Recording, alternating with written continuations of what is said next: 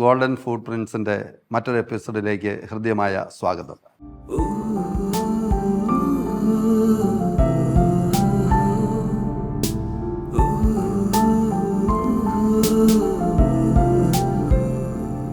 നമ്മളോട് കൂടെ ഇന്നിവിടെയുള്ളത് ജോർജ് മുളങ്ങാട്ടിൽ അച്ഛനാണ്.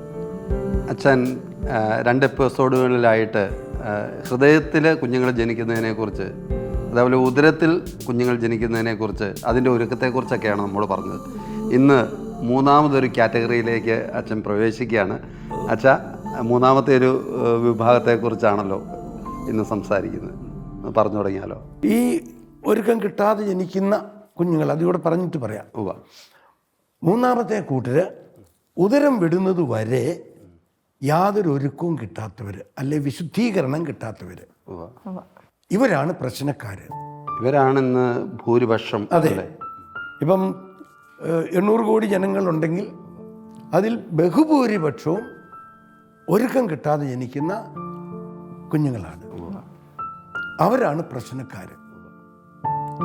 അവർക്ക് ഒരു കൂട്ടർക്ക്, അതായത് ബോധപൂർവം ഓട്ടോണമസ് സ്റ്റേജിലെത്തുമ്പോൾ എന്ന് പറഞ്ഞാൽ സ്വന്തം ബോധ്യത്തിൽ നിന്ന് കർമ്മങ്ങൾ ചെയ്യാൻ കഴിവാർജിക്കുമ്പോൾ ഒരു വ്യക്തിക്ക് അവന് തിരുത്താൻ പറ്റും, ജീവന്റെ സമൃദ്ധിയിലേക്ക് വളരാൻ പറ്റും, മൂല്യബോധം ഉള്ളവനായി തീരാൻ പറ്റും. അത് ഓട്ടോണമസ് സ്റ്റേജിൽ എത്തുമ്പോൾ. പക്ഷേ അത് അവരുടെ വളരെ ചുരുങ്ങിയ ഒരു ശതമാനം മാത്രമേ ഉള്ളൂ. ബഹുഭൂരിപക്ഷവും ഈ ഒരുക്കം കിട്ടാതെ ജനിക്കുന്നവരാണ്. ഇതേക്കുറിച്ച് സംഗമ്പഴ പാടിതു ഇവിടെ പ്രസക്തമാണ്. മർത്യനും മർത്യനെ പോലെ ഇത്ര നിർദ്ദയനായ ഒരു ശത്രുവില്ല, മർദ്ദന വൈഭവം ഇത്തരത്തിൽ ക്രുദ്ധ മൃഗങ്ങൾക്ക് പോലുമില്ല. അപ്പോൾ മനുഷ്യത്വം ഇല്ലാതെ ആയി പോകുന്നു. ഇതിൻ്റെ എല്ലാം കാരണം ഈ ഒരുക്കമില്ലാതെ, അതായത് ഉദരത്തിൽ വിശുദ്ധീകരിക്കപ്പെടാതെ, വിത്തിനൊരുക്കം കിട്ടാതെ ജനിക്കുന്നതാണ്. ഇത് തന്നെയാണ് മറ്റൊരു കവി പാടിയത്: പരിണാമം മൃഗത്തെ മർത്യനാക്കി, ഇനി തിരിച്ചടി ഉണ്ടാകില്ലെന്ന് ആരറിഞ്ഞു. ഈ ഒരു തിരിച്ചടിയുടെ ലോകത്തിലെയാണ്, അല്ലെ, ഒരു മരണ സംസ്കാരത്തിലാണ് യഥാർത്ഥത്തിൽ നമ്മൾ. അതിനുള്ള കാരണമാണ് അച്ഛൻ ഇപ്പോൾ പറഞ്ഞു വെച്ചത്. അതെ. ഇതുകൊണ്ട് നമുക്ക് പിന്നെ ഇനി നമ്മൾ വാസ്തവത്തിൽ ഇപ്പോൾ ചെയ്തുകൊണ്ടിരിക്കുന്നത് എന്താണ്? ഒരു പച്ചയിരുമ്പത്തല്ലാണ്. അപ്പം ഇങ്ങനെയൊരു ധർമ്മക്ഷയം ഓൾറെഡി നമ്മളെല്ലായിടത്തും കാണുകയാണ്. അപ്പം അതിൻ്റെ പ്രത്യാഘാതങ്ങളെക്കുറിച്ചും കൂടെ ഒന്ന് പറഞ്ഞു കഴിഞ്ഞാൽ നന്നായിരിക്കും. ഇങ്ങനെ ഒരുക്കമില്ലാതെ കുഞ്ഞുങ്ങൾ ഈ ഭൂമിയിൽ ഉണ്ടാകുമ്പോൾ അവർ വഴി സംഭവിക്കുന്ന തിന്മകളെക്കുറിച്ചും കൂടെ കാട്ടുതീ പോലെ പടരുന്ന, അല്ലെങ്കിൽ പിന്നെ പകർച്ചവ്യാധി പോലെ പടരുന്ന മൂല്യങ്ങളില്ലാതെ അധർമ്മത്തിൻ്റെ കാരണം അതാണ് ഈ ഒരുക്കമില്ലാതെ ജനിക്കുന്നത് എന്ന് പറയുന്നത്. അതുകൊണ്ട് നമ്മൾ പിന്നെ പറഞ്ഞാൽ തിരിയുന്ന പ്രായം വരുമ്പം മുതൽ പിള്ളേർക്ക് ഈ സത്യങ്ങൾ പറഞ്ഞു കൊടുത്ത് അവരെ, ആൺകുട്ടികളെയും പെൺകുട്ടികളെയും ഒരുക്കണം, കുടുംബജീവിതത്തിന് ഒരുക്കണം. അല്ല, എൻ്റെ ഒരു ചോദ്യം അച്ഛാ, ഇപ്പം എല്ലാവർക്കും ഈ ഒരു തിരിച്ചറിവോടുകൂടി, ഈ ഒരു പ്രിപ്പറേഷനോടുകൂടി ഒരു കുഞ്ഞിനെ സ്വീകരിക്കാനായിട്ട് ചിലപ്പം പറ്റിയില്ലെന്ന് വരും. കാരണം അവർക്കൊരു ബോധ്യം ചിലപ്പോൾ കിട്ടിയിട്ടില്ലാത്തതുകൊണ്ടായിരിക്കും, അജ്ഞത കൊണ്ടായിരിക്കും. പക്ഷേ വൺസ് അങ്ങനെ ഒരു ഒരുക്കത്തോടു കൂടി അല്ലാതെ ഒരു കുഞ്ഞ് ജന്മമെടുത്തു, പക്ഷെ ഇതിന് നമുക്കൊരു പരിഹാരമാർഗ്ഗമില്ലേ ശരിക്കും? അതെ, പരിഹാരമാർഗം ഒന്ന്, ജന്മം കൊടുത്തവർ അവരെ അറിയാതെയോ അറിഞ്ഞോ സംഭവിച്ച ആപത്ത് അല്ല തെറ്റ്, അത് തിരുത്താൻ ആത്മാർത്ഥമായി ആഗ്രഹിച്ച് പരിശ്രമിച്ച് പ്രാർത്ഥിക്കുക. യേശുവിൻ്റെ രക്തം കൊണ്ട് കഴുകപ്പെടുക. അപ്പോൾ അതുകൊണ്ട് ഇവരെ നമ്മളിവർ പിന്നെ പുകഞ്ഞ ഉള്ളി പുറത്തൊന്നും പറഞ്ഞ് തള്ളിക്കളയാൻ പറ്റില്ല. നമുക്ക് ഇവരെ നന്നാക്കി എടുക്കാം. അതിനാദ്യം ചെയ്യേണ്ടത് മാതാപിതാക്കൾ എന്ത് ചെയ്യണം? മാതാപിതാക്കൾ റോൾ മോഡലായി മക്കൾക്ക് കാണിച്ചു കൊടുക്കണം. കുടുംബജീവിതത്തിൻ്റെ അർത്ഥവും അതിൻ്റെ പ്രാധാന്യവും വിവാഹബന്ധത്തിൻ്റെ ആഴവും എല്ലാം മാതാപിതാക്കൾ ഈ മക്കളെ കാണിച്ചു കൊടുക്കണം. ഒപ്പം പ്രാർത്ഥിക്കണം ഈ മക്കൾക്ക് വേണ്ടി. അതാണ് ഒരു പ്രായശ്ചിത്തം നമുക്ക് ചെയ്യാനുള്ളത്. അതെ, ഇത് മാതാപിതാക്കൾക്ക് ചെയ്യാനുള്ള ഒരു പ്രായശ്ചിത്തം അല്ലെ പരിഹാര കർമ്മം എന്ന് പറയുന്നത് ഈ ഒന്നാമത് ജീവിക്കുക, അവർ തിരുത്തണം. കാരണം ഒരു കുഞ്ഞ് നോക്കുന്നത് അപ്പനിലേക്കോ അമ്മയിലേക്കോ അല്ല, അപ്പനിലെയും അമ്മയിലെയും ഭർത്താവിലേക്കും ഭാര്യയിലേക്കുമാണ്. ഓ, അതൊരു പുതിയ കാര്യമാണ്. വളരെ പ്രധാനപ്പെട്ട ഒരു പോയിന്റ് അത്. ഓരോ കുഞ്ഞും നോക്കുന്നത് നമ്മൾ പറയുമ്പോൾ അപ്പനെ കാണുന്നു, അമ്മയെ കാണുന്നു, അല്ല, അവരിലെ ഭാര്യ ഭർത്താക്കന്മാർ ആ ബന്ധത്തിന്റെ ഇഴയെടുപ്പം എങ്ങനെ പരസ്പരം സ്നേഹിക്കുന്നു, എങ്ങനെ പരസ്പരം ക്ഷമിക്കുന്നു, എങ്ങനെ വിട്ടുവീഴ്ചയ്ക്ക് തയ്യാറാകുന്നു, എങ്ങനെ വാശി പിടിക്കാതെ തോക്കാൻ തയ്യാറാകുന്നു. അത് സത്യം കേട്ടോ. കാരണം ഇപ്പോഴത്തെ യുവാക്കൾ പലപ്പോഴും പറയുന്നൊരു കാര്യം ഇതാണ്, എന്തിനാണ് ഈ വിവാഹം? കാരണം എൻ്റെ വീട്ടിലെ അപ്പനും അമ്മയും തമ്മിൽ എപ്പോഴും അടിയാണ്, കലഹമാണ്, അവർ തമ്മിലൊരു സ്നേഹമില്ല, പിന്നെ എന്തിനു ഞങ്ങൾ വിവാഹം കഴിക്കണം? റിസ്ക് എടുക്കുന്ന എന്തിനാന്ന് പുതിയ തലമുറ ചോദിക്കുന്നത് അതുകൊണ്ടാണ്. അവര് കാണുന്ന ഈ കുടുംബജീവിതം എന്ന് പറയുന്നത് വലിയ ഭംഗിയോ മാധുര്യമോ ഉള്ളതൊന്നും അല്ല. പിന്നെ എന്തിന് നമ്മൾ അങ്ങനെ ഒരു റിസ്ക് തലയിലിട്ട് എടുത്തു വെക്കണം? സ്വന്തമായിട്ട് തന്നെ ജീവിച്ചാൽ പോരെ എന്ന് കുഞ്ഞുങ്ങൾ ചോദിക്കുന്ന ഒരു കാലത്തിലേക്ക് വരുന്നത് അതുകൊണ്ടാണ് എനിക്ക് തോന്നുന്നു. അച്ഛൻ പറഞ്ഞ പോലെ നമുക്ക് നല്ല മാതൃകകളാകാൻ പറ്റുന്നില്ല. ആദ്യമേ പറയേണ്ടത്, ലോകത്തിലേക്ക് വെച്ച് ഏറ്റവും സുന്ദരമായത് കുടുംബമാണ് എന്ന ഒരു ബോധ്യം കൊടുക്കണം, പിള്ളേർക്ക് കൊടുക്കണം. ഒരു ചിത്രകാരൻ അയാളുടെ മാസ്റ്റർ പീസ് വരയ്ക്കാൻ തീരുമാനിച്ചു. ഏറ്റവും സുന്ദരമായതായിരിക്കണം മാസ്റ്റർ പീസ്. അപ്പോൾ അയാൾ അന്വേഷിച്ചിറങ്ങി, ലോകത്തിലേക്ക് വെച്ച് ഏറ്റവും സുന്ദരമായത് എന്താണെന്ന് അറിയാൻ. ഒരു പുരോഹിതനെ കണ്ടുമുട്ടി. പുരോഹിതൻ പറഞ്ഞു, വിശ്വാസമാണ് ലോകത്തിലേക്ക് വെച്ച് ഏറ്റവും സുന്ദരമെന്ന് പറഞ്ഞു. അതയാൾക്ക് ശരിയാണെന്ന് തോന്നി, ഒരു തൃപ്തി കിട്ടിയില്ല. അയാൾ വീണ്ടും മുമ്പോട്ട് നീങ്ങി. ഒരു നവവധുവിനെ കണ്ടു. എന്താണ് സുന്ദരം? അവള് പറഞ്ഞു, സ്നേഹമാണ് ഏറ്റവും സുന്ദരമായെന്ന് പറഞ്ഞു. അയാൾക്ക് നല്ലതാണെന്ന് തിരിഞ്ഞു, പക്ഷെ തൃപ്തി വന്നില്ല. വീണ്ടും അയാൾ ഒരു പട്ടാളക്കാരനെ കണ്ടു. അയാളോട് ചോദിച്ചു. അപ്പോൾ പട്ടാളക്കാരൻ പറഞ്ഞു, സമാധാനമാണ് ഏറ്റവും സുന്ദരമായ. അയാളുടെ കാഴ്ചപ്പാടില്ല. അത് നല്ലതാണ്, ഉത്തരം ശരിയാണ്. പക്ഷേ അയാൾക്ക് തൃപ്തി കിട്ടിയില്ല. അയാളുടെ ചോദ്യത്തിന് ഉത്തരം കിട്ടിയില്ല. ലോകത്തിലേക്ക് വെച്ച് ഏറ്റവും സുന്ദരമായത് എന്താണെന്ന് കിട്ടിയില്ല.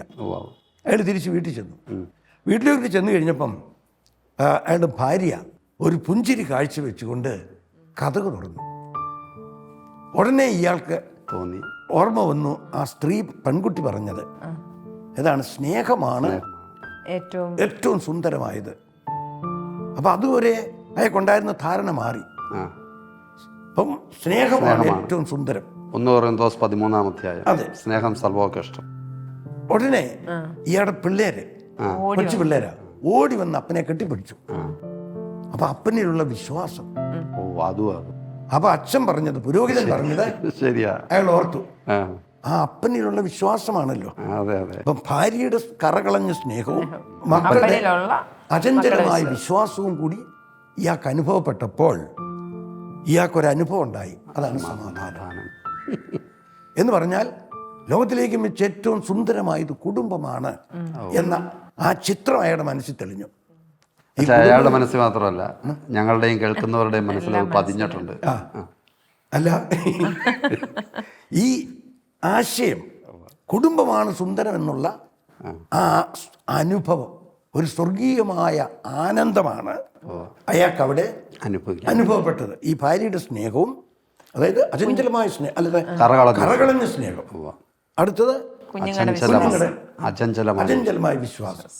അപ്പം ഈ സ്നേഹവും വിശ്വാസവും കൂടി ചേരുമ്പോഴാണ് സമാധാനം, സുന്ദരമായ അനുഭവം. അതായത് സ്വർഗത്തിന് മുൻ അനുഭവം. ആ അനുഭവം ഇവിടെ കിട്ടുന്നത് കുടുംബത്തിലാണെന്ന് അയാളുടെ ചിത്രം തെളിഞ്ഞ അയാൾക്ക് കുടുംബമാണ് ഏറ്റവും സുന്ദരം. ഇത് പറയാൻ മറ്റൊരു കാരണം കൂടിയുണ്ട്. ശില്പിയുടെ വ്യക്തിത്വം ശില്പത്തിൽ തെളിയും. ശില്പി ദൈവമാണ്, തൃത്വമാണ്, ഒരു കുടുംബമാണ്. പിതാവ്, പുത്രൻ, പരിശുദ്ധാത്മാവാണ്. ആ പിതാവും പുത്രനും കുടുംബത്തോട് ബന്ധപ്പെട്ട പിന്നെ നാമങ്ങളാണ്. അപ്പം നമ്മുടെ ദൈവം ഒരു കുടുംബമാണ്. ആ കുടുംബത്തിൻ്റെ സാദൃശ്യത്തിലും ഛായയിലുമാണ് മനുഷ്യനെ സൃഷ്ടിച്ചത്. അപ്പം ആ ദൈവത്തിൻ്റെ ഛായ പൂർണ്ണമായി പ്രതിഫലിക്കുന്നത് കുടുംബത്തിലാണ്. പുരുഷനിലല്ല, സ്ത്രീയിലല്ല, ഭാര്യയും ഭർത്താവും മക്കളും ചേരുന്ന കുടുംബത്തിലാണ്. വ്യക്തമാണ്. അപ്പം ത്രിത്വം അവിടെ. അതുകൊണ്ടാണ് ലോകത്തിലേക്ക് വെച്ച് ഏറ്റവും സുന്ദരമായത് കുടുംബമാണ് എന്ന് പറയാൻ കാരണം. ഇനി the corruption of the best is the worst എന്നൊരു ചൊല്ലുണ്ട്. Corruption of the best is the worst. നല്ലത് മോശമായാൽ തീർന്നു. അങ്ങേയറ്റം മോശം. അതാണ് ഇപ്പോൾ ഇവിടെയും സംഭവിച്ചിരിക്കുന്നത്. ഏറ്റവും, അതായത് സ്വർഗത്തിൻ്റെ ദൃശ്യരൂപമാണ് കുടുംബം എന്ന് ഓർക്കണം. ദൈവത്തിൻ്റെ ശില്പിയുടെ ദൃശ്യരൂപമാണ് കുടുംബം. ആ കുടുംബമാണ് ഏറ്റവും സുന്ദരം. കാരണം ദൈവത്തെക്കാൾ സുന്ദരമായതൊന്നും ഉണ്ടാകാൻ പറ്റിയല്ലോ. നമ്മുടെ ദൈവം കുടുംബമാണ്, അതാണ് ഏറ്റവും സുന്ദരമായത്. പക്ഷേ ഇന്ന് ഏറ്റവും വലിയ ഒരു തിരിച്ചടി എന്ന് പറയുന്നത് അത് മോശമായി. കുടുംബം തകർന്നു. അത് മോശമായ സർവ്വതും മോശമായി. കുടുംബം തകർന്നു, അതോടുകൂടി അത് ശരിയാ. 1982 സെപ്റ്റംബർ 12 ബെയ്റൂട്ടിൽ വെച്ച് മദർ തെരേസയോട് പത്രക്കാർ ചോദിച്ചു, ഇന്ന് കാട്ടുതീ പോലെ പടരുന്ന, ലോകം മുഴുവനിലും പടരുന്ന അധർമ്മത്തിൻ്റെ കാരണം എന്താണ്? അപ്പോൾ മദർ തെരേസ എടുത്ത വായിലെ പറഞ്ഞത്, the breakup of the family is the beginning of all the disturbance in the world today എന്നാണ്. കെൻ മാർക്സ് എന്ന മനഃശാസ്ത്ര ചിന്തകൻ ഇതേക്കുറിച്ച് പറഞ്ഞിരിക്കുന്നത്, ഇന്നത്തെ ലോകത്തെ ബാധിച്ചിരിക്കുന്ന എല്ലാ അസ്വസ്ഥതകൾക്കും കാരണം കുടുംബത്തിൻ്റെ തകർച്ചയാണ്. അതെ, ഈ റഷ്യയുടെ തകർച്ചയ്ക്ക് കാരണം ഗോർബച്ചോവ് പറഞ്ഞിട്ടുണ്ട്, ഇത് കുടുംബങ്ങളുടെ ഉണ്ടായ ധർമ്മക്ഷയമാണെന്ന് പറഞ്ഞിട്ടുണ്ട്. ഇതിനൊരു പരിഹാരമേ ഉള്ളൂ, കുടുംബം പുനഃസ്ഥാപിക്കുക. അപ്പം ഇത് ഇങ്ങനെ പലരും ഇതേക്കുറിച്ച് പറഞ്ഞിട്ടുണ്ട്. കുടുംബജീവിതക്കാരെയും ബോധ്യപ്പെടുത്താൻ പരമാവധി പരിശ്രമിച്ചിട്ടുണ്ട്. അപ്പം അച്ഛാ, ഈ ഇടവകയിൽ ഈ കാര്യം പറയുമ്പോൾ പ്രത്യേകിച്ചും കുടുംബത്തിലേക്കാണല്ലോ അച്ഛൻ ചെല്ലുന്നത്. അപ്പം അത് പൊതുവെ ഇടവക ജനത്തിന് മുഴുവനും സ്വീകാര്യമായിരുന്നോ? എങ്ങനെയായിരുന്നു അവരുടെ ഒരു റെസ്പോൺസ്, പിന്നീടുള്ള അനുഭവങ്ങൾ, അതിനെക്കുറിച്ചൊക്കെ പറയാമോ? അതൊക്കെ ഭയങ്കരമായ റെസ്പോൺസ് ഉള്ളതുകൊണ്ടാണല്ലോ പ്രോത്സാഹനം കിട്ടുന്നു. അതുകൊണ്ടാണ് തുടരുന്നത്. പിന്നെ എൻ്റെ ഒരു ശൈലി എന്ന് പറയുന്നത്, ഞാൻ ഈ പേര് കേട്ട അലക്സാണ്ടർ ജേക്കബ് IPS അതുപോലെയുള്ള പ്രഗത്ഭരെ പല പ്രാവശ്യം ഇടവകയെ കൊണ്ടുവന്ന് ഈ മാതാപിതാക്കൾക്കും സ്കൂളിലെ അധ്യാപകർക്കും വിദ്യാർത്ഥികൾക്കും ഒക്കെ ക്ലാസ്സുകൾ കൊടുക്കും, ബോധവൽക്കരണ ക്ലാസ്സുകൾ കൊടുക്കും. അതൊരു നല്ല മാർഗമായിട്ട് എനിക്ക് അനുഭവപ്പെട്ടിട്ടുണ്ട്. അപ്പോൾ കുടുംബം അതാണല്ലോ നമ്മൾ നോക്കുന്നത്. അപ്പോൾ ആ കുടുംബത്തെക്കുറിച്ച് എത്ര ചെറുപ്പത്തിലേ നമുക്ക് ഈ നല്ല ആശയം കുഞ്ഞുങ്ങൾക്ക് കൊടുക്കാൻ പറ്റുമോ അത്രയും ചെറുപ്പത്തിൽ തന്നെ ഈ ആശയം കുഞ്ഞുങ്ങൾക്ക് കൊടുക്കുകയാണ്.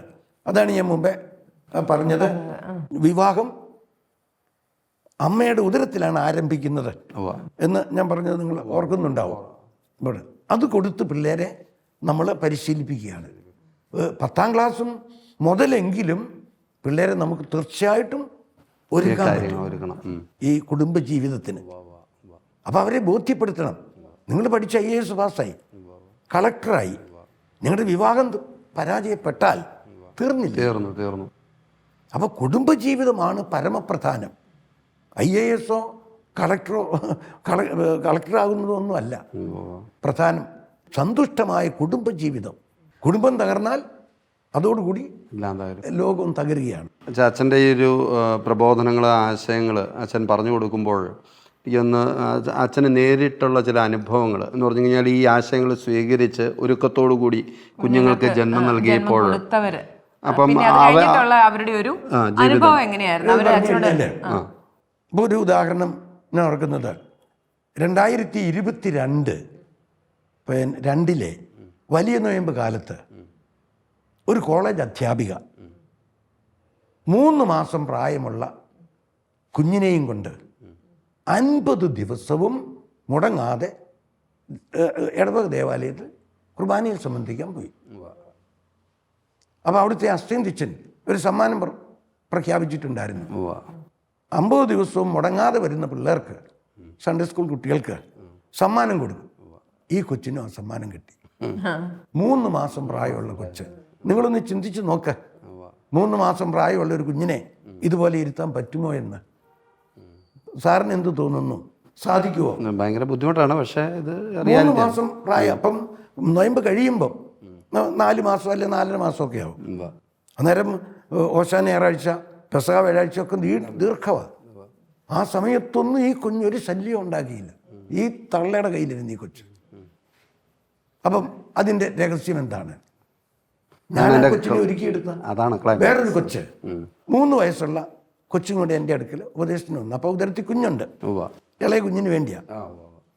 ഒരു 3 മണിക്കൂർ നേരം ഞാൻ അവർക്ക് ഉപദേശം കൊടുത്തു. ഞാനിപ്പോൾ ഇരിക്കുന്ന സ്ഥലത്താണ്, അവർ കുറലങ്ങാട്ട് നിന്ന് വന്നതാണ്. ഈ 3 മണിക്കൂർ നേരവും ഈ കൊച്ച് എൻ്റെ മുഖത്ത് നോക്കി ചിരിച്ചുകൊണ്ടിരിക്കുകയായിരുന്നു. കൊച്ചെന്നാ 3 മണിക്കൂർ ഒച്ച കേട്ടത് ഓർക്കുന്നുണ്ട്. അതിന് മനസ്സിലായിട്ടല്ല. കാരണവന്മാരോട് ഞാൻ പറയുന്നത്, കാരണവന്മാരെ അപ്പുറത്തും ഇപ്പുറത്തും ഇരുത്തി, എന്നിട്ട് ഹാൻഡ് റെസ്റ്റ് ഉള്ള ഒരു കസേര കൊച്ചിന് കൊടുത്തു, കൊച്ചുറങ്ങി വീഴാതിരിക്കാൻ. പക്ഷെ ആ കൊച്ചുറങ്ങിയില്ലത് മാത്രമല്ല, എൻ്റെ മുഖത്തൊന്നും കല്ല് പറിച്ചിട്ടില്ല. എൻ്റെ മുഖത്ത് നോക്കിക്കൊണ്ട് തന്നെ ചിരിച്ചുകൊണ്ടിരിക്കുകയായിരുന്നു. മനസ്സിലായിട്ടല്ല, പക്ഷെ ഞാൻ ഏതോ വലിയ കാര്യം പറയുന്നേ. പക്ഷെ ഞാൻ ഈ പറഞ്ഞതൊക്കെ ഇവൾ ഉദരത്തിൽ കിടന്ന് കേട്ടിട്ടുണ്ടായിരുന്നു. ഈ കൊച്ച് ഉദരത്തിലായിരുന്നപ്പോൾ ഞാൻ ഉപദേശം കൊടുത്തുണ്ടായതാ. ആ കൊച്ച് ഉദരത്തിൽ കിടന്ന് കേട്ടു. തീർച്ചയായിട്ടും എന്നെ അത് വിസ്മയിപ്പിച്ചു. അപ്പം ഞാൻ ടീച്ചറിനോട് ചോദിച്ചു, ടീച്ചറെ എന്നെ ഇത് വിസ്മയിപ്പിച്ചു. പിന്നെ ഈ കൊച്ച് പിന്നെ കണ്ണിമയ്ക്കാതെ എന്നെ ചിരിച്ചുകൊണ്ടിരുന്നല്ലോ. ഒരു 5 വയസ്സുള്ള കുട്ടിയെ പോലും അടക്കിയിരുത്താൻ നമ്മളെ കൊണ്ട് പറ്റില്ല. രഹസ്യം എന്താണ്? അപ്പോൾ അവർ പറഞ്ഞു, പക്ഷെ ഞാനൊരു ടീച്ചറാണ്, ഇന്നത്തെ പിള്ളേരുടെ കുത്തഴിഞ്ഞ ജീവിതം എന്നെ അങ്ങേയറ്റം വേദനിപ്പിച്ചിട്ടുണ്ട് വിവാഹത്തിന് മുമ്പ്. അപ്പം ഞാനൊരു തീരുമാനമെടുത്തു, എനിക്ക് ദൈവം ഒരു കുഞ്ഞിനെ തന്നാൽ ഞാനിത് പരിഹരിക്കും. അപ്പോൾ എന്താണ് ഇതിൻ്റെ കാരണം? ഒന്ന്, കുഞ്ഞിന് വിസ്തീർണം എന്ന് പറഞ്ഞാൽ പ്രതിരോധം. ഇപ്പം പോളിയോ ഇല്ലാത്തതിൻ്റെ കാരണം, അല്ലെ ഹെപ്പറ്റൈറ്റിസ്, ടെറ്റനസ് ഒക്കെ ഇല്ലാത്തതിൻ്റെ കാരണം പ്രതിരോധ പ്രക്രിയകളാണല്ലോ. ഈ പ്രതിരോധം ഉദരത്തിൽ കൊടുക്കണം.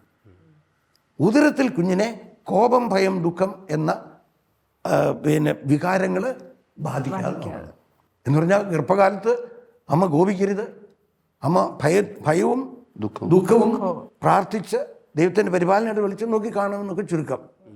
അപ്പം ആ വിധത്തിൽ ഇവിടെ പ്രതിരോധം കൊടുത്തു, ഇതറിയാവുന്നതുകൊണ്ട്. എന്നിട്ട് കുഞ്ഞ് ഉദരത്തിൽ വന്നെന്നറിഞ്ഞപ്പം മുതൽ നടാൻ തുടങ്ങി. അപ്പം ഒരു കുഞ്ഞിൻ്റെ വിശദീകരണത്തെ 3 വാക്കുകളിൽ ചുരുക്കാം, അല്ല 2 വാക്കുകളിൽ ചുരുക്കാം. അതിലൊന്ന് മറ്റൊന്ന് ഉച്ചറന്നാണ്. ജെറമ്യാസ് പ്രവാചകന്റെ പുസ്തകം 1-ാം അധ്യായം 10-ാമത്തെ വാക്യം, പിഴുതെറിയുക, നട്ടുവളർത്തുക. ആ നട്ടുവളർത്തലിൻ്റെ കൂടെ വരുന്നതാണ് പ്രിവെൻഷൻ. അപ്പം ഇതാണ് ഒരുക്കത്തിൻ്റെ സംഗ്രഹം. അപ്പം ഒരമ്മ പിഴുതെറിയണമെന്ന് പറഞ്ഞാൽ പിന്നെ സ്വയം നന്നായിക്കൊണ്ട് മാത്രമേ നമുക്ക് മറ്റുള്ളവരെ നന്നാക്കാൻ പറ്റുള്ളൂ. ഈശോ ശിഷ്യന്മാർക്ക് വേണ്ടി പ്രാർത്ഥിച്ചു, പിന്നെ സത്യത്താൽ ഇവരും വിശുദ്ധീകൃതരാകേണ്ടതിന് ഞാൻ അവർക്ക് വേണ്ടി എന്നെ തന്നെ വിശുദ്ധീകരിക്കുന്നു എന്ന് ഈശോ പറയുന്നുണ്ട്. നട്ടതല്ലാത്ത ചെടികളൊക്കെ പിഴുതെറിയപ്പെടും. അതെ, യോഹന്നാന്റെ സുവിശേഷം 17-ാം അധ്യായത്തിൽ. അപ്പം കുഞ്ഞുങ്ങളെ വിശുദ്ധീകരിക്കണമെങ്കിൽ ആദ്യം അമ്മമാര് വിശുദ്ധീകരിക്കണം. അതുപോലെ തന്നെ ഇപ്പം അക്കിത്തം പാടിയിട്ടുണ്ട്, ജ്ഞാനപീഠ പാട് ജനിച്ചത്, ആശിപ്പേൻ ഈ ഭൂമി നന്നാക്കിയിടുവാനെങ്കിൽ ആദ്യമായി എന്നിലുള്ള കളങ്കത്തെ കഴുകിക്കളയാവൂ ഞാൻ. സ്വയം നന്നായിക്കൊണ്ട് മാത്രമേ പിന്നെ ലോകത്തെ നന്നാക്കാൻ പറ്റുകയുള്ളൂ. ഇത് ഞാൻ പറയുമ്പം ഒരു ഇന്ത്യൻ എക്സ്പ്രസിൻ്റെ കട്ടിങ് എൻ്റെ മനസ്സിലേക്ക് ഓടി വന്നത്, ഒരു സോഷ്യൽ സെയിൻ്റ് എന്നുള്ള ഒരു കാപ്സ്യൂൾ ഒരെണ്ണം വന്നു. എന്നാന്ന് പറഞ്ഞാൽ തിരുവനന്തപുരം ബസ് സ്റ്റാൻഡിൽ ഒരു പിന്നെ വിശുദ്ധനുണ്ട്. അവിടെ ഒരു സിഗരറ്റിൻ്റെ മുറിയോ വീടിക്കുറ്റിയോ അതല്ലെങ്കിൽ ഒരു ഒന്നും കിടക്കാൻ അനുവദിക്കില്ല. ഇവൻ ചെന്ന് എല്ലാത്തിനെയും വഴക്ക് പറഞ്ഞ് മുഴുവൻ കൊണ്ടുപോയി വിടും. അവിടുത്തെ പെൺജോലിക്കാർക്ക് ജോലിയില്ല, അവർ സുഖമായിട്ടിരുന്നാൽ മതി, അവർ വല്ലതും കൊടുക്കും ഇവനെ. അതുകൊണ്ടായിരിക്കും ഇങ്ങനെ ചെയ്യുന്നത്. അപ്പോൾ കുഞ്ഞുങ്ങളെ നന്നാക്കണമെങ്കിൽ ആദ്യം എന്ത് ചെയ്യണം? അമ്മ കോപം, ഭയം, ദുഃഖം ഇതിനെ പിഴുതെറിയണം. അപ്പം കൺഫ്യൂഷ്യസിനോട് സുബോധമുള്ളപ്പോൾ ഒരു ശിഷ്യൻ ചോദിച്ചു, അവസാനമായി ലോകത്തിന് കൊടുക്കാൻ അങ്ങേക്ക് എന്താ ഉള്ളതെന്ന് ചോദിച്ചു. അന്നേരം അദ്ദേഹം പറഞ്ഞു, if I were to sum up my whole philosophy in one sentence, I should say, allow no negative emotion to get into your heart. പിന്നെ ജീവിതബോധ്യങ്ങളെല്ലാം കൂടി ഒറ്റ വാക്കിൽ അദ്ദേഹം പറഞ്ഞതാണ്. സത്യം പറഞ്ഞാൽ അദ്ദേഹം എല്ലാവരെയും ഉദ്ദേശിച്ചാണ് പറഞ്ഞു. എന്നാൽ ഇത് കൃത്യമായിട്ട് പാലിക്കേണ്ടത് ആരാണ്? ഗർഭിണികളാണ്. ഏറ്റവും കൂടുതൽ ശ്രദ്ധിക്കേണ്ടത് കുഞ്ഞിനെ വഹിക്കുന്ന അമ്മമാരാണ്. അപ്പം ഞാൻ ഇരിക്കുന്ന ഇടവകളിൽ ഇങ്ങനെ ചെറുപ്പം മുതലേ കുടുംബം എന്ന സങ്കല്പം മുമ്പിൽ കണ്ട് ആ കുടുംബ ജീവിതത്തിന് ഈ കുഞ്ഞുങ്ങളെ മുതൽ ഞാൻ ഒരുക്കിയെടുക്കും. ഈ ദമ്പതികൾക്ക് ഇതുപോലുള്ള സെമിനാറുകൾ, ക്ലാസ്സുകൾ അതെല്ലാം പരമാവധി കൊടുക്കാനായിട്ട് ശ്രമിക്കും. പിന്നെ കുടുംബ കൂട്ടായ്മ അച്ഛൻ്റെ ഈ ഒരു ശുശ്രൂഷയിൽ നമുക്ക് രൂപതയിൽ നിന്ന് പിതാക്കന്മാരുടെ വലിയൊരു സപ്പോർട്ടും പ്രോത്സാഹനവും ഒക്കെ കിട്ടിയിട്ടില്ല? ഏറ്റവും വലിയ പ്രോത്സാഹനം കല്ലറങ്ങാട്ട് പിതാവിൻ്റെ. അദ്ദേഹം ഈ മെത്രാമാരുടെ സമ്മേളനങ്ങൾ ഇടയ്ക്കിടയ്ക്ക് എത്തിവിടെ വെക്കുന്നുണ്ട്. അതുപോലെ തന്നെ പള്ളിക്കാപ്പറമ്പ് പിതാവും ഇടയ്ക്കിടയ്ക്ക് മെത്രാമാരുടെ സമ്മേളനം 3 രീതിയിലും പെട്ട മെത്രാമാർ. പള്ളിക്കാപ്പറമ്പ് പിതാവ് എനിക്ക് പ്രസംഗിക്കാൻ അവസരം തന്ന മെത്രാമാരോട്. ശരി. അതുപോലെ തന്നെ കല്ലറങ്ങാട്ട് പിതാവും എന്നോട് പറഞ്ഞു അച്ഛന്മാരോട് ഈ ശുശ്രൂഷയെക്കുറിച്ച് പറയാനും പറഞ്ഞ്. അപ്പം ഞാൻ ഇടയ്ക്ക് ഒരു സംഗമം വെച്ചു ഈ 2023 പ്ലാസന വെച്ച്. അതുപോലെ ആ സംഗമത്തിൽ പിതാവിനെ പൊന്നാട അണിയിച്ചു. അപ്പം ഒരു വലിയൊരു അനുഭവം, അംഗീകാരമാണല്ലോ അത്. ഈ ഫ്രാൻസിസ് അസീസിയെക്കുറിച്ച് GK ചെസ്റ്റർട്ടൺ പറഞ്ഞൊരു കാര്യമുണ്ട്. ഒരു നീണ്ട സെൻറ്റൻസാണ്. അദ്ദേഹം പറഞ്ഞത്, from the pope to the beggar on the street, from the sultan in the pavilion to the rived robber crawling out of the wood, there never was a man who looked into those brown burning eyes without being certain that Francis Bernard was really interested in him. അതായത് ഈ 5 ആൾതാമസമുള്ള 5 ഭൂഖണ്ഡങ്ങളിലും ഏറ്റവും നികൃഷ്ടനായ മനുഷ്യന് പോലും Francis അസീസിയുടെ സ്നേഹത്തിൻ്റെ വലയത്തിലായിരുന്നു. അദ്ദേഹത്തിൻ്റെ വലയത്തിന് പുറത്ത് ആരും ഉണ്ടായിരുന്നില്ല. അതേസമയം അദ്ദേഹത്തെ തെറി പറഞ്ഞവരുണ്ട്, അധിക്ഷേപിച്ചവരുണ്ട്. അദ്ദേഹത്തിൻ്റെ ഭാഗത്തു നിന്ന് ഇതുപോലെ ഒരു മനുഷ്യനോടും, അതായത് ദൈവം സ്നേഹിക്കുന്നത് പോലെ സ്നേഹിക്കുക, ദുഷ്ടനെയും ശിഷ്ടനെയും ദൈവം സ്നേഹിക്കുന്നു. അതുകൊണ്ടാണ് 2ാം ക്രിസ്തു എന്നാണല്ലോ അറിയപ്പെടുന്നത്. ഇത് ഞാൻ പറയാൻ കാരണം, ഇത് അടുത്തറിഞ്ഞാലേ മനസ്സിലാക്കാൻ പറ്റുള്ളൂ. വാസ്തവം പറഞ്ഞാൽ ഞാൻ ഇത്രയും നാളെ 82 വയസ്സുള്ള എൻ്റെ ജീവിതത്തിൽ 50 കൊല്ലത്തെ പൗരോഹിത്യ ശുശ്രൂഷയിൽ ഇത്രമാത്രം പോസിറ്റീവായിട്ട് മനുഷ്യനെ കാണുന്ന ഒരു വ്യക്തിയെ, സ്കോളറുമാണ്, എനിക്കിതുവരെ കാണാൻ സാധിച്ചിട്ടില്ല. ഞാനിതും ടെസ്റ്റ് ചെയ്യാൻ വേണ്ടി മനഃപൂർവ്വം ഒരിക്കലും സംസാരിച്ചപ്പം ഹിറ്റ്ലറിനെ കുറിച്ച് പറഞ്ഞു. പക്ഷെ എന്നോട് പിതാവ് യോജിച്ചില്ല. ആ ഹിറ്റ്ലറിൻ്റെ നന്മ വശങ്ങളാണ് ഹിറ്റ്ലർ പറഞ്ഞത്.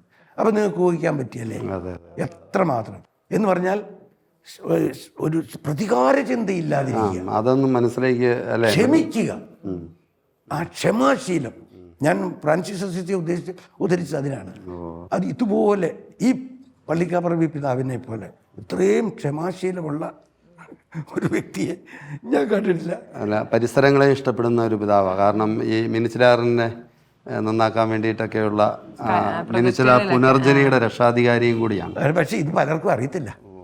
ഞാനീ പറഞ്ഞ എൻ്റെ വ്യക്തിപരമായ അനുഭവമാണ്. പ്രിയമുള്ളവരെ, അച്ഛനിലൂടെ അച്ഛൻ്റെ ആശയങ്ങൾ, അനുഭവങ്ങൾ, പ്രബോധനങ്ങൾ അത് ഇടതടവില്ലാതെ നമ്മൾ ഈ 3 എപ്പിസോഡുകളിലായി കേട്ടുകൊണ്ടിരിക്കുകയായിരുന്നു. അത് നമ്മുടെ ജീവിതത്തിന് തെളിച്ചവും വെളിച്ചവും നൽകുന്ന വലിയ ദർശനങ്ങളാണ് അച്ഛൻ പങ്കുവെച്ചുകൊണ്ടിരുന്നത്. തീർച്ചയായിട്ടും ഇത് എപ്പിസോഡുകളിലൂടെ അവസാനിപ്പിക്കേണ്ട ഒന്നല്ല, മറിച്ച് കുടുംബത്തിൽ പ്രായോഗികമാക്കേണ്ടതാണ്. സത്യത്തിൽ ആങ്കേഴ്സ് എന്നുള്ള രീതിയിൽ മാത്രമല്ല, കുടുംബസ്ഥരെന്നുള്ള രീതിയിൽ ഞങ്ങളും അനുഭവസ്ഥരാണ്. അതുകൊണ്ട് എനിക്ക് തോന്നുന്നത് അമ്മു പറയുന്നതായിരിക്കും കുറേ കൂടെ നല്ലത്. ഞാൻ ചേർപ്പുങ്ങ ഹയർ സെക്കൻഡറി സ്കൂൾ പഠിപ്പിക്കുന്ന ടീച്ചറാണ്. അപ്പോൾ ഞങ്ങളുടെ 4 കുഞ്ഞുങ്ങൾക്കും അച്ഛന് ഞാൻ പ്രഗ്നൻ്റ് ആയിരിക്കുന്ന സമയത്ത് ഇതുപോലെ ഈ പറയുന്ന കാര്യങ്ങളെല്ലാം പറഞ്ഞു തന്നിട്ടുണ്ട്. പ്ലാസിന ഹയർ സെക്കൻഡറി സ്കൂളിൽ ഞാൻ അധ്യാപികയായിട്ട് ചെല്ലുമ്പോൾ ഞാൻ പ്രഗ്നൻ്റ് ആണ് ആ സമയത്ത്. അപ്പോൾ അച്ഛൻ അന്ന് മാനേജരച്ഛനാണ്. അപ്പോൾ അച്ഛൻ വിളിച്ച് പറഞ്ഞു, നിങ്ങൾ ഇങ്ങനെയുള്ള ഗർഭിണികളായിട്ടുള്ള ലേഡി ടീച്ചേഴ്സ് എല്ലാം വരണം, ഭർത്താവ് ഒന്നിച്ച് വരണം, കാരണം നിങ്ങൾ 2 പേരും കൂടെ ഒരുമിച്ച് കേട്ടിട്ടേ കാര്യമുള്ളൂ ഞാൻ പറയുന്നത്. അപ്പോൾ ഞങ്ങൾ അച്ഛൻ്റെ അടുത്ത് പോകും, അച്ഛൻ ഈ കാര്യങ്ങളെല്ലാം എങ്ങനെ വിശുദ്ധിയുള്ള കുഞ്ഞുങ്ങൾക്ക് ജന്മം കൊടുക്കാം എന്ന് ഞങ്ങൾക്ക് പറഞ്ഞു തരും. അപ്പോൾ 4ാമത്തെ കുട്ടി ആയപ്പോഴേക്കും ഞാൻ ആ സ്കൂളിലല്ല, സ്കൂൾ മാറി. അപ്പോൾ അച്ഛനെ വിളിച്ച് ഇങ്ങനെ പ്രാർത്ഥിക്കണം എന്ന് പറഞ്ഞപ്പോൾ അച്ഛൻ പറഞ്ഞു, ഞാൻ വീട്ടിലേക്ക് വരാം ആഷ്ലി, ഞാൻ വീട്ടിലേക്ക് വന്ന് ഞാൻ ആഷ്ലി ഈ കാര്യങ്ങളെല്ലാം ഒന്നുകൂടെ ഓർമ്മിപ്പിക്കാം. നമ്മളിത് എത്ര കേട്ട് കഴിഞ്ഞാലും നമ്മൾ വീണ്ടും അതൊക്കെ മറന്നു പോകും കുറേ കാര്യങ്ങളൊക്കെ. പക്ഷേ അച്ഛൻ അടുത്ത് വന്ന് ഈ കാര്യങ്ങളെല്ലാം നമ്മളെ ഓർമ്മിപ്പിക്കും. എത്രത്തോളം വിശുദ്ധിയിൽ, എത്രത്തോളം എന്താ പറയുക, പ്രാർത്ഥിച്ചൊരുങ്ങി കുഞ്ഞുങ്ങൾക്ക് നമ്മൾ ജന്മം കൊടുക്കണം എന്ന് അച്ഛൻ ഓരോ തവണയും ഓർമ്മിപ്പിച്ചുകൊണ്ടിരുന്നു. അത് വലിയൊരു അനുഗ്രഹമായിട്ട് ഞങ്ങളിപ്പോൾ സാക്ഷ്യപ്പെടുത്തുകയാണ്. അതിൻ്റെ ഒരു ഫലം ഇപ്പോൾ നമ്മൾ അനുഭവിച്ചുകൊണ്ടിരിക്കുക. ഇപ്പോൾ ഈ പറയുന്ന പോലെ ഈ കുട്ടികളുടെ ശാഠ്യങ്ങൾ, ബുദ്ധിമുട്ടുകൾ ഈ പേരൻസ് ഒക്കെ പറയുമ്പോൾ നമുക്ക് അത്ഭുതമാണ്. കാരണം നമ്മുടെ കുഞ്ഞുങ്ങളെ കൊണ്ട് അത്തരത്തിലുള്ള ഒരു ബുദ്ധിമുട്ട് വെച്ചാൽ ഉണ്ടാകുന്നില്ല. അപ്പോൾ അച്ഛൻ ഈ എപ്പിസോഡുകളിലൂടെ പറഞ്ഞ കാര്യങ്ങളൊക്കെ ചിലപ്പോൾ കുറച്ച് കഴിയുമ്പോൾ നമ്മൾ മറന്നുപോയേക്കാം. അപ്പോൾ അതുകൊണ്ട് അച്ഛൻ്റെ ആശയങ്ങൾ, അച്ഛൻ്റെ ശുശ്രൂഷ, അത് പരിശുദ്ധാത്മാവ് കൊടുത്ത ഒന്നാണ്. അത് എല്ലാം കൂടെ ഏറ്റവും റീസെൻ്റായിട്ട് ജീവൻ സമൃദ്ധമാകാൻ എന്ന് പറയുന്ന ഒരു പുസ്തകത്തിലൂടെ അച്ഛൻ നമ്മുടെ കയ്യിൽ എത്തിക്കുകയാണ്. തീർച്ചയായിട്ടും നിങ്ങളുടെ കുടുംബത്തിൽ ഇതിൻ്റെ ഒരു കോപ്പി നിർബന്ധമായിട്ടും ഉണ്ടായിരിക്കട്ടെ. ഇതേപോലെ ഈ ശുശ്രൂഷ ലഭിച്ചവർ അവരുടെ കുഞ്ഞുങ്ങളുമായിട്ട് വന്നിരിക്കുന്നതിൻ്റെ ഒരു ഫോട്ടോയും കൂടിയാണ്. അപ്പോൾ അച്ഛൻ്റെ ഈ ശുശ്രൂഷയ്ക്ക് തുടർന്നും എല്ലാ ഭാവുകങ്ങളും ഞങ്ങൾ സ്നേഹപൂർവ്വം ആശംസിക്കുന്നു. എല്ലാ പ്രാർത്ഥനാശംസകളും.